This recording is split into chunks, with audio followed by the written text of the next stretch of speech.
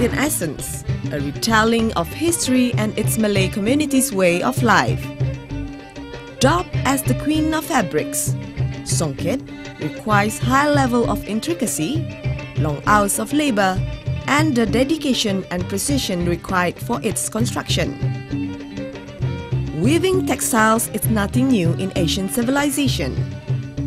Nearly every Asian nation has its clothes weaving heritage. The difference here with songket is its creation must be parallel between the material and the design.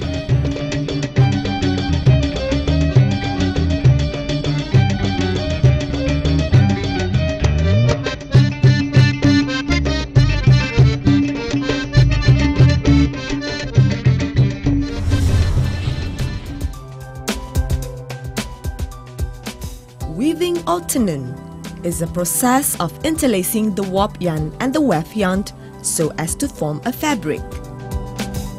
The word songket derives from the Malay word menyungkit, which means to hook. Hooking has everything to do with the songket technique, which requires the weaver to slip in and out a group of golden and silver thread in between the warp thread. Songket is usually woven on a loom. The loom would hold the warp thread for the weaving process to take place.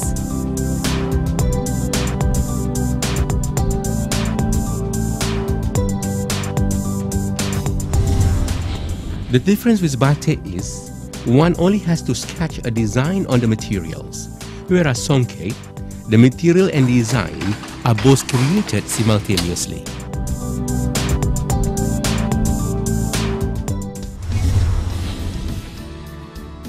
To start off, the thread or the yarn has to be cleaned thoroughly before the coloring process starts.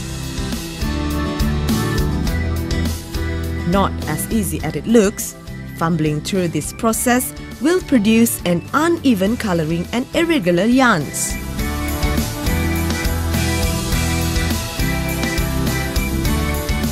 Melerai is a process to loosen the yarns that have been colored and separated into small spools and bobbins.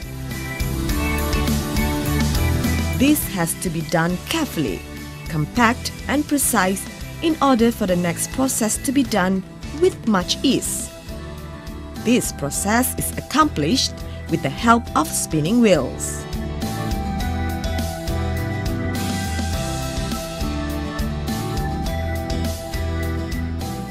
The process menganing is to determine the length and width of the warp thread required.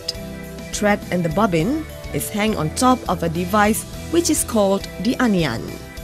The threads are then pulled together and wrapped around a set of poles which measures the amount of thread needed for a certain length of songket.